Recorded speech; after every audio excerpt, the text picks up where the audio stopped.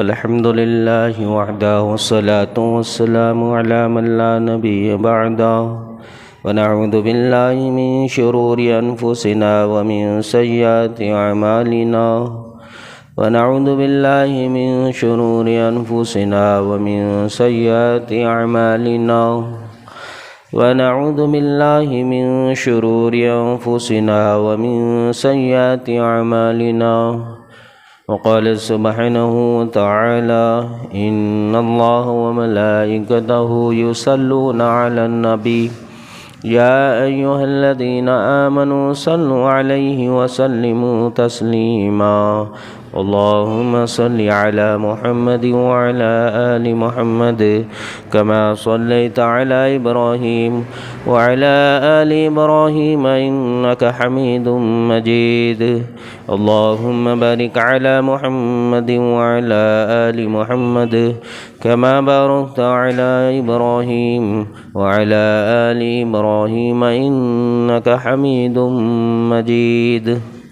صدق اللہ العظیم و صدق رسول الکریم اما بعد محترم حضرات دوستو، یہ دنیا اللہ تبارک و تعالی نے مومنوں کے لیے، انسانوں کے لیے ایک آزمائش کی جگہ بنائی ہے۔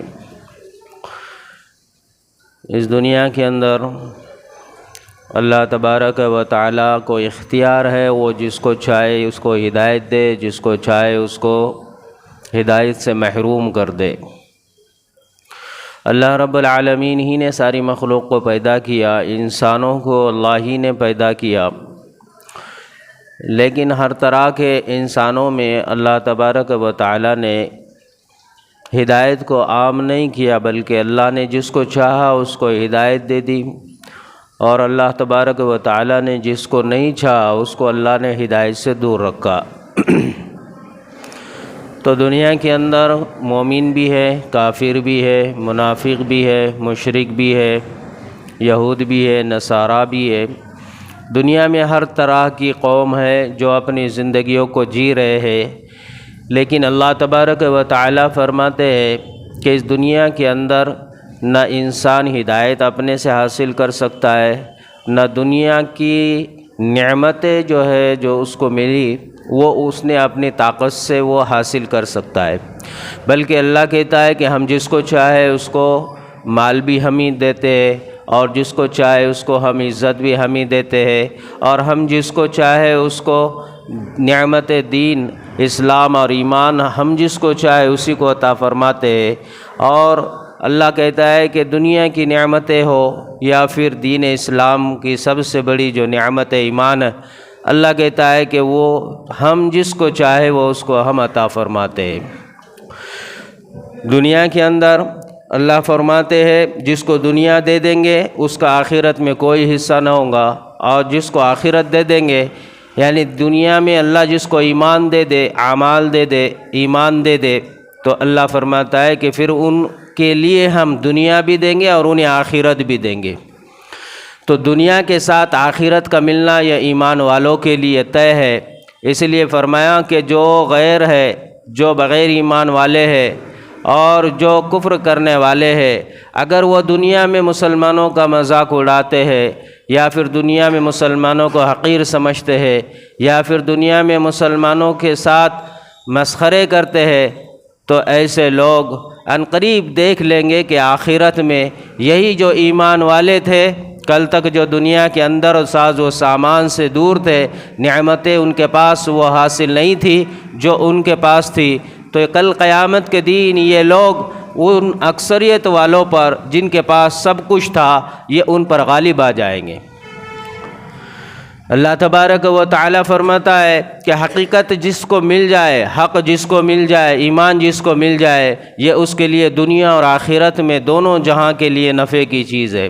اور اللہ نے اپنے فضل سے، اپنے کرم سے ہمیں بن مانگے وہ نعمت عطا فرمائی ہے، اور اللہ نے ہماری بغیر کوئی فریاد کے ہمیں اللہ نے پیدائش مسلمان کے گھر کے اندر پیدا کیا ہے۔ یہ اللہ نے ہم پر فضل کیا ہے، اور یہ موت تک ہمارے لیے کارآمد ہے۔ اور موت تک اگر ہم نے اس کو سمجھ لیا کہ ہم کون ہیں، اللہ نے ہمیں کس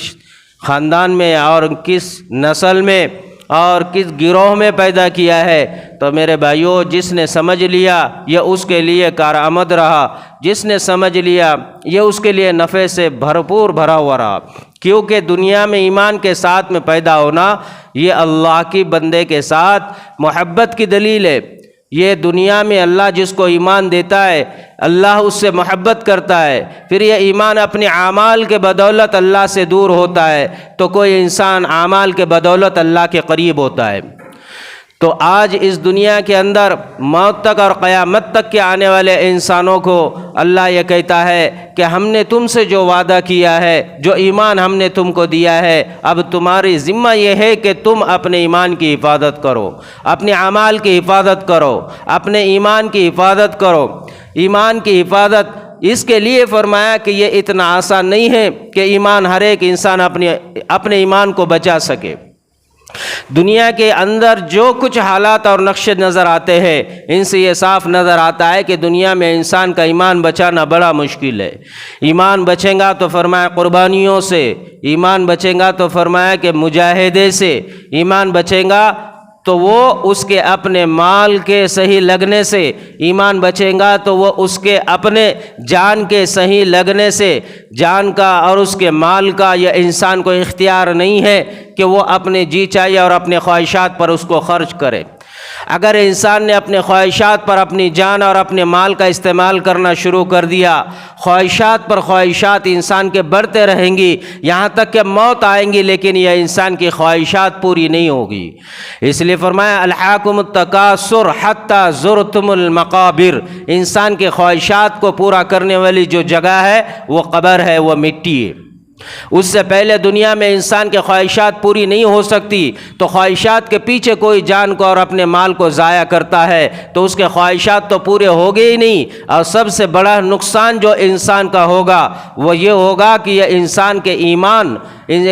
کا ایمان یہ اس میں سے خود بخود دھیرے دھیرے کم ہوتا جائے گا اور پھر اعمال سے انسان کا تعلق ٹوٹ جائے گا۔ ایمان کو بڑھانے کے لیے ایمان کی محنت ہے، اعمال کو بڑھانے کے لیے ایمان کے اندر تقویت ہے۔ انسان کا ایمان جس سطح پر پہنچتے ہوئے آگے بڑھتا ہے اور جو ایمان بڑھتا ہے انسان اعمال پر کھڑا ہوتا ہے۔ آج ہم اعمال سے دور ہے یہ ہم کو بھی پتہ نہیں ہے، آج ہم ایمان سے بے خبر ہے یہ بھی ہم کو پتہ نہیں ہے۔ اگر یہ انسان اپنے ایمان کی طرف متوجہ ہو جائے اور اپنی اعمال کی طرف دھیان دے تو مسلمان ہونے کے باوجود یہ انسان کا یقین اللہ کے ذات پر نہیں ہے،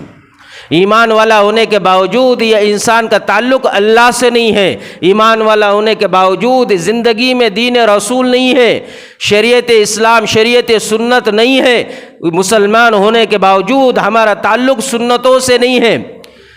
یہ ایمان کے کمزور ہونے کی علامت ہے، اور جب یہ انسان کا ایمان کمزور ہو جاتا ہے تو پھر یہ انسان نہ ایمان کی فکر کرتا ہے نہ اعمال کی فکر کرتا ہے، اور جس نے خود کے ایمان اور اعمال کی فکر نہیں کی وہ شریعت اور اسلام کی بقا کے لیے جد و جہد نہیں کر سکتا۔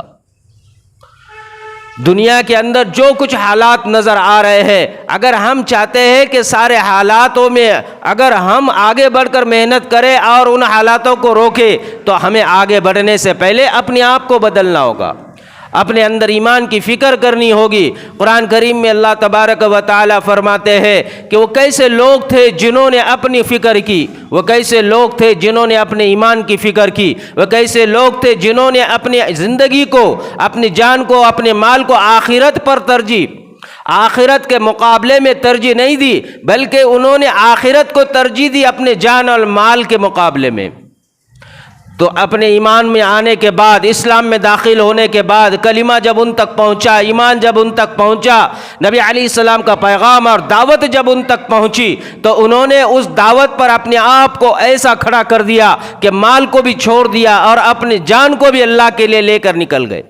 کیونکہ انہوں نے آخرت کو مقدم سمجھا تھا، آخرت کو حقیقت جانا تھا، اور موت کو انہوں نے یقینی طور سے مانا تھا کہ موت آنی ہے، اور اصل زندگی کا انہیں فرق پتہ چل چکا تھا کہ دنیا کی زندگی اصل نہیں ہے، آخرت کی زندگی اصل ہے۔ حضرت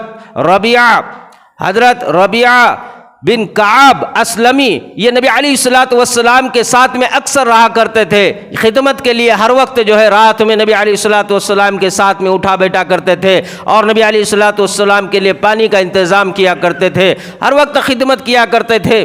ایک رات نبی علیہ الصلوۃ والسلام کے لیے انہوں نے پانی کا انتظام کیا، نبی علیہ الصلوۃ والسلام نے سامنے سے ان کے اس خدمت کو دیکھ کر فرمایا کہ سل،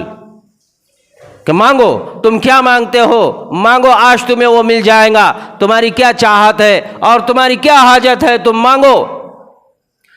تو وہ صحابی حضرت ربیعہ بن کعب اسلمہ رضی اللہ تعالیٰ عنہ، انہوں نے سامنے سے کہا کہ یا نبی، اے میرے نبی، مجھے جو کچھ چاہیے وہ یہ چاہیے کہ مجھے آپ کے ساتھ آخرت میں جنت میں مجھے آپ کے ساتھ رہنا ہے۔ حضرت ربیع رضی اللہ تعالیٰ عنہ اس وقت چاہتے تو دنیا کو مانگتے، اور اس وقت چاہتے تو دنیا کی ہر نعمت اور ناز اور وہ دنیا کی تمام اشیاء کو مانگتے، کیونکہ مانگنے کے لیے کہنے والے نبی تھے، اور یہ رات کا وقت تھا۔ نبی علیہ الصلوۃ والسلام ان سے خود فرما رہے ہیں تم مانگو تمہیں کیا چاہیے، لیکن وہ صحابی جنہوں نے دنیا کو ترجیح نہیں دی، دنیا کے عیش و آرام کو ترجیح نہیں دی، انہوں نے سامنے سے نبی علیہ السلام کو یہ کہا، یا رسول اللہ، آپ مجھے اگر چاہیے تو میرا مقصد یہی ہے کہ مجھے آپ کے ساتھ جنت میں ساتھ چاہیے، کہ مجھے آپ کا ساتھ چاہیے۔ تو نبی علیہ الصلوۃ والسلام نے فرمایا بس اتنی سی بات۔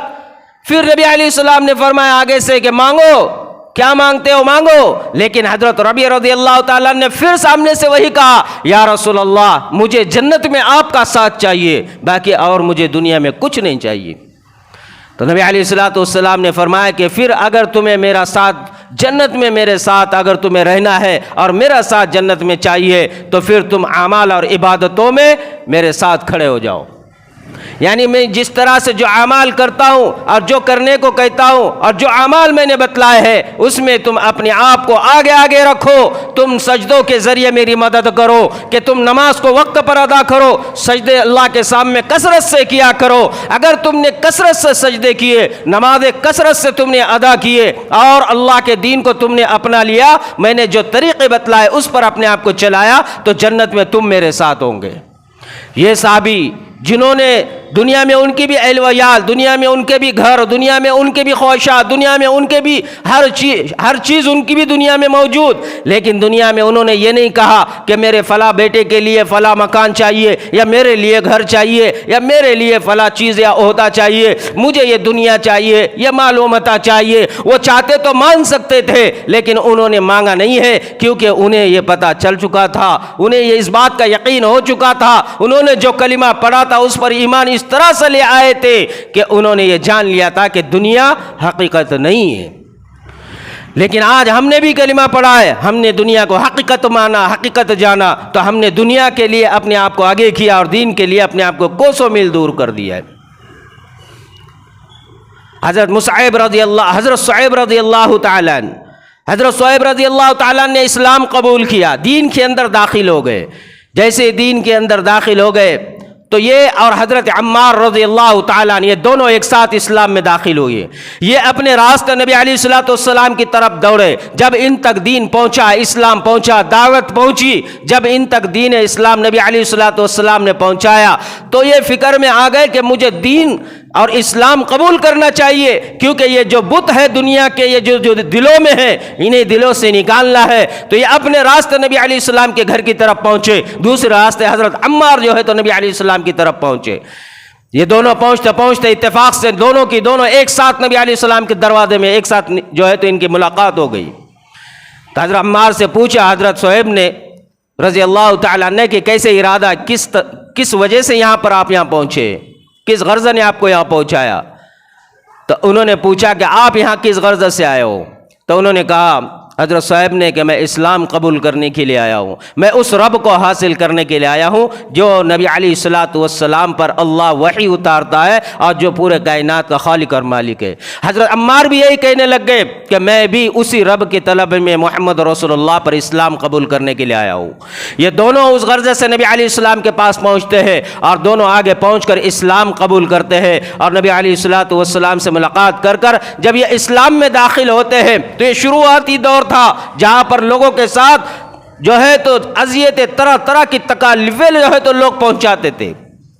ایسی تکالیفیں، ایسی مصیبتیں، اور ایسا ان کے ساتھ شدت کا معاملہ ہوتا کہ کھلے عام جو ہے تو دین کی دعوت نہیں دے سکتے تھے، کھلے عام یہ کلمہ نہیں پڑھ سکتے تھے، یہ روڈ پر کسی کے ساتھ بیٹھ کر اسلام کی باتیں نہیں کر سکتے تھے، کہیں پر بیٹھ کر ہو، چل کر ہو، کہیں پر کھلے عام ہو، دعوت نہیں دیا کر سکتے تھے۔ یہ چھوٹی جماعت تھی، یہ چھوٹی جماعت تھی، اور یہ اس وقت اسلام میں نئے نئے داخل ہونے لگ گئے تھے، اور انہوں نے دیکھا تھا کہ ان کا ظلم کیا ہے، کفاروں کا، مشرکینوں نے کیا ظلم رہایا تھا، یہ سب کچھ انہوں نے دیکھا تھا۔ لیکن اپنی موت کو دیکھ کر بھی وہ آگے بڑھنے سے پیچھے نہیں ہو گئے، انہوں نے یہ کہا کہ ہمیں اسلام قبول کرنا ہے۔ وہ پہنچ کر انہوں نے اسلام قبول کیا۔ جب اسلام قبول کیا تو لوگوں نے اکثر جو ہے تو تکالیفوں پر تکالیفیں دی کہ آپ اسلام سے ہٹ جاؤ، لیکن وہ اسلام سے پیچھے نہیں ہٹے۔ انہوں نے کہا ہم نے دل سے کلمہ پڑھا ہے، دل سے، اور دل سے جب کلمہ پڑھا جاتا ہے تو دنیا کی مصیبتوں سے نہیں ڈرا جاتا، پریشانیوں سے نہیں گھبرایا جاتا، دنیا سے وحشت اور دہشت نہیں کھائی جاتی، دنیا کی خوف کو، دنیا کے اثرات کو، تاثرات کو دلوں میں جگہ نہیں ہوتی، یہاں تک کہ اپنی موت کو اور اپنی جان اور مال کو، اس کی بھی کوئی پرواہ نہیں کی جاتی۔ جب انہوں نے اسلام قبول کر کر جب باہر نکلے، لوگوں نے بہت ستایا، نبی علیہ السلام ہجرت کر کر مدینہ پہنچے، لیکن جب یہ حضرت صہیب رضی اللہ تعالیٰ عنہ جو اپنے مقام میں رہتے تھے، اپنے مکان میں، اپنے گھر میں، لوگوں نے انہیں وہاں تکالیفوں پر تکالیفیں پہنچانا شروع کر دی، اذیتوں پر اذیتیں پہنچانی شروع کر دی، ہر طرح سے انہیں ستایا گیا۔ آخر کار یہ مجبور ہو گئے کہ اپنے گھر کو چھوڑ دے، اپنے وطن کو چھوڑ دے، اور ہجرت کر کر محمد رسول اللہ کی طرف آگے بڑھے، لیکن اسلام کو چھوڑنا گوارا نہیں کیا، ایمان کو چھوڑنا گوارا نہیں کیا۔ آخرت جس کو ان کے دل دماغ نے قبول کیا تھا، اس کو جو ہے تو چھوڑنا گوارا نہیں کیا۔ وہ وہاں سے نکلے مدینہ کی، اور تو یہ کفار مدینہ کی طرف اور مکہ سے لوگوں کو باہر جانے کی بھی اجازت نہیں دیتے تھے کہ وہاں جا کر یہ آرام سے زندگی گزارے، بلکہ راستہ روکتے، جانے والوں کو روکتے، اور تاکہ وہ وہیں پر باندھ کر رکھے، وہیں پر قید رکھے مکہ کے اندر، اور انہیں طرح طرح کی اذیتیں اور نقصان پہنچاتے رہے۔ یہ ان کا پلان ہوا کرتا تھا۔ ایک جماعت بھیجی ان کے پیچھے، یہ جب آگے پہنچے، دیکھا کہ ایک جماعت ان کی طرف آ رہی ہے ہتھیاروں کے ساتھ، اور یہ جماعت نے انہیں گھیر لیا، اور گھیر کر کہا کہ صہیب تم آگے نہیں بڑھ سکتے، لہذا تم آگے نہیں بڑھ سکتے، تم اپنے وطن کو چھوڑ کر، اپنے اس جگہ کو، اپنے گھر کو چھوڑ کر نہیں جا سکتے۔ حضرت صہیب رضی اللہ تعالیٰ نے کہا آخر مجھے روکیں گا کون؟ کہا کہ ہم سب روکنے کے لیے آئے، آج جو ہے اگر تم آگے بڑھے تو تمہاری جان جو ہے ہم تمہیں قتل کر دیں گے، شہید کر دیں گے۔ حضرت صہیب رضی اللہ تعالیٰ نے اپنے تیر کمان نکالی اور کہا کہ آپ مجھے خوبی جانتے ہو، میرے پاس یہ تیر ہے اور آپ سے بہتر میں تیر انداز ہوں، اگر آپ میری طرف بڑھے تو میں ان تیروں سے آپ کے اوپر ایسا وار کروں گا، ایسا حملہ کروں گا کہ جب تک میرے تیر ہے تب تک تم میرے قریب نہیں آ سکتے، اور تم میں سے کوئی بچ نہیں سکتا، یہاں تک کہ میرے تیر ختم ہو جائے۔ اگر میرے تیر ختم ہو جائے تو پھر میں تلوار سے لڑوں گا، اور آپ جانتے ہو میری تلوار کس طرح چلتی ہے، اگر تلوار کے ساتھ لڑتے لڑتے میری تلوار بھی ٹوٹ جائے تو پھر تمہیں اختیار ہے، میرے ساتھ جو کرنا ہے وہ کر لو، اگر تمہیں منظور ہے تو بڑھ جاؤ، آگے آ جاؤ، بسم اللہ شروع کر دو۔ ان لوگوں نے آگے بڑھنے کی ہمت نہیں کی، لیکن آگے بڑھ رہے تھے۔ تو حضرت صہیب رضی اللہ تعالیٰ نے سامنے سے کہا اگر میں تمہیں تمہارے نفع کی چیز بتاؤں تو کیا تم سودا کر لو گے؟ تو انہوں نے کہا وہ کون سی؟ کہا کہ میرا مال جو جہاں پر میں نے رکھا ہوا ہے، جس کو صرف میں جانتا ہوں، میں تمہیں اس کی اطلاع اور خبر دیتا ہوں، اگر تم چاہے تو میرا پورا مال لے لو، میرے 2 باندیاں بھی ہے اس کو بھی لے لو، وہ پورا مال تمہارا، اگر تم چاہے تو یہ سب کچھ لے لو، لیکن میرے ساتھ لڑنے کی جو ہے غلطی نہ کرو، اگر لڑو گے تو تمہارا ہی نقصان ہوگا۔ تو لوگوں کو پتا تھا ان کی طاقت کا، لوگوں نے کہا اچھا ٹھیک ہے تم جاؤ، ہم تمہارا مال لے لیں گے۔ تو وہاں انہوں نے دین کے لیے جو کچھ زندگی بھر کمایا ہوا تھا، حضرت صہیب یہ رومی تھے، یہ روم سے جو ہے تو کعبۃ اللہ میں آئے ہوئے تھے، اور یہ تجارت کر کر انہوں نے خوب مال جمایا ہوا تھا، وہ پورا کا پورا مال انہیں سب کی سب دے دیا، اس کا پتہ بتا دیا، اور اپنے آپ کو اسلام کے لیے آگے بڑھنا، بغیر جو ہے تو مال کے آگے بڑھنا پسند کیا، پورا مال اللہ کے لیے لگا دیا۔ یہ حضرت صہیب رضی اللہ تعالیٰ عنہ جب یہاں سے ان سے نکل کر آگے پہنچے، وہاں پر مدینہ کے اندر حضرت عمر رضی اللہ تعالیٰ عنہ اور ان کے ساتھ ایک بڑی جماعت یہ ان کے لیے استقبال کے لیے مدینہ سے باہر ایک پہاڑ تک آ کر کھڑے ہو گئے، اور جیسے ان کو دیکھا تو مبارکبادیاں دینے لگ گئے، کہنے لگ گئے صہیب مبارک ہو، تم نے خوب سودا بہتر کر لیا، تم نے بہت بہترین تجارت کر لی، تمہیں مبارک ہو، تم نے نفع کی تجارت کر دی۔ حضرت صہیب نے آگے سے کہا کہ اللہ آپ کے بھی تجارت میں نفع دے، لیکن حضرت صہیب کی سمجھ نہیں آئی، کیونکہ مدینہ کہا، مکہ کہا۔ حضرت صہیب رضی اللہ تعالیٰ نے کہا آخر مجھے بتاؤ تو صحیح کہ تم مجھے مبارکبادیاں کس چیز کی دے رہے ہو؟ تو میرے بھائیوں، وہ بندہ جس نے اسلام کے لیے اپنے مال کو اللہ کے لیے پورا کا پورا لگایا تھا اور دین کے لیے لڑنے کے لیے جان کو لگانے کے لیے کھڑے ہو گئے تھے، اور اللہ کے لیے، اسلام کے لیے، نبی کے لیے انہوں نے جو ہے مال پورا کا پورا لگایا اور اپنی جان کو نبی علیہ السلام اور دین کے لیے آگے بڑھانے کے لیے تیار رہے۔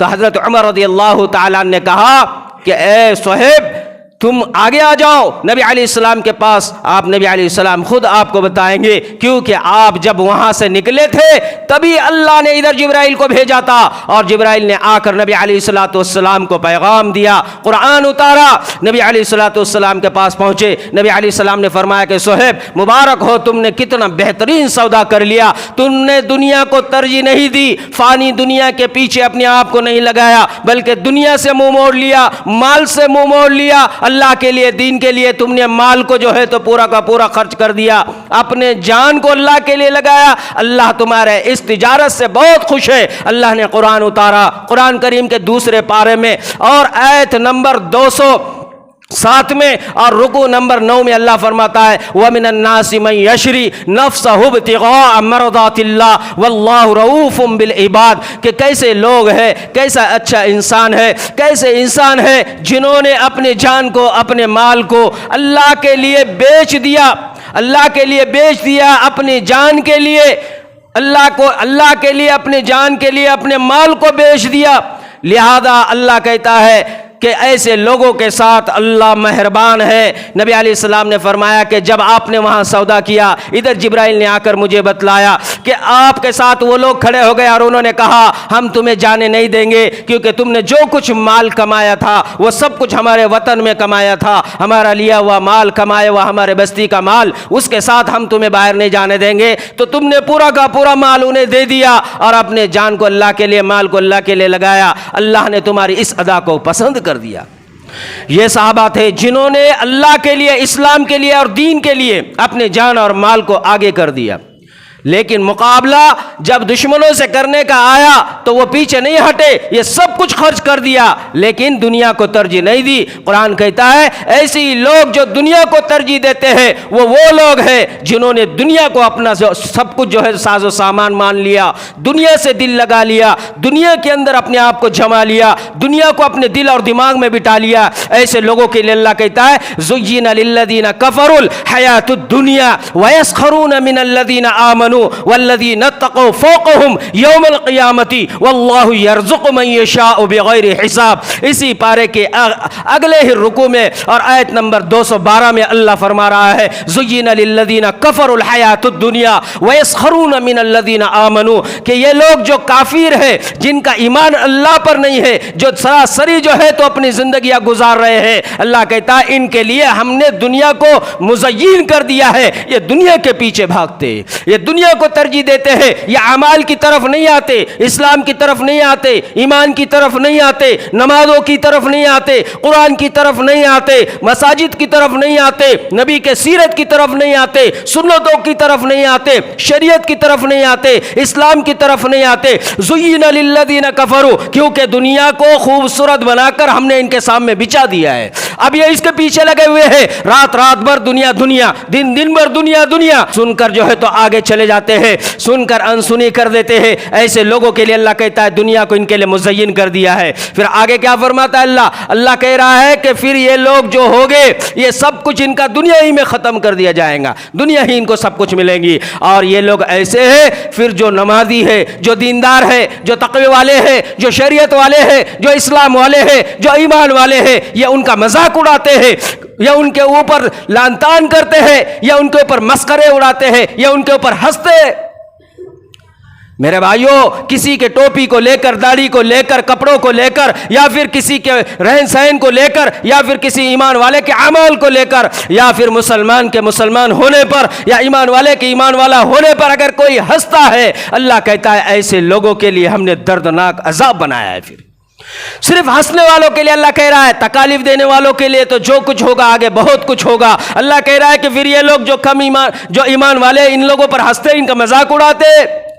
اللہ کہتا ہے کہ ایسے لوگ جب دیکھیں گے قیامت کے دن، یہ چھوٹے لوگ، یہ چھوٹی جماعت، یہ ان لوگوں پر غالب آ جائے گی، اور جب یہ ان پر غالب آ جائیں گی تو اللہ فرماتا ہے کہ یہ کامیاب ہو جائے گے اور یہ ناکامیاب بن کر جہنم میں ڈال دیے جائیں گے۔ واللہ یرزق من یشاء بغیر حساب، اللہ کہتا ہے دنیا تو ہم جس کو چاہے اس کو بے حساب دے دیتے ہیں، یہ ہمارے اختیار میں، تو دنیا جس کے پاس آ جائے یہ حقیقت کامیابی نہیں ہے۔ اللہ آگے کہتا ہے کافر کو ایک طرف ذکر کر اور مومن کو ایک طرف ذکر کر کہتا ہے واللہ یرزق من یشاء بغیر حساب، ہم چاہے جس کو مال دے دے یا ہمارے اختیار میں، ہم دونوں کو دے سکتے ہیں، لیکن اللہ کہتا ہے ایمان یہ اسی کو ملے گا جس کو اللہ چاہتا ہے، اور اللہ نے ہم پر فضل کیا، اللہ نے ہم پر کرم کیا، اللہ نے ہمیں ایمان دیا ہے۔ تو میرے بھائیوں، ہمارے لیے ضروری ہے ہم اپنے ایمان کی فکر کریں، اپنے اعمال کی فکر کریں، اپنے نمازوں کی فکر کریں، اپنی زندگی کی فکر کریں۔ ہر ایک لمحہ، ایک سیکنڈ یہ ہمارے زندگیوں سے کٹتا جا رہا ہے اور ہمیں قبر کی اور کھینچتا جا رہا ہے، ہمیں آخرت کی اور آگے کھینچ رہا ہے، ہمیں جہنم اور جنت اس کے قریب کر رہا ہے۔ تو ہمارے لیے کتنا ضروری ہے کہ موت تو کبھی بھی آ سکتی ہے، اس کا تو کوئی اعتبار نہیں ہے، وہ اچانک آ جائے گی۔ تو کیا ہم اس وقت میں ایمان والے ہونا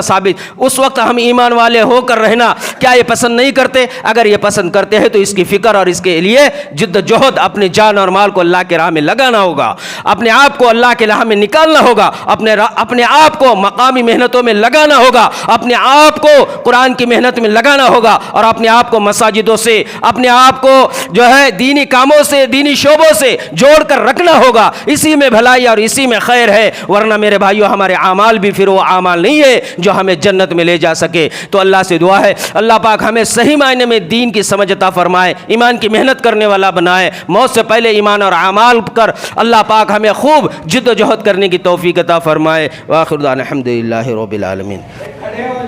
استغفر اللہ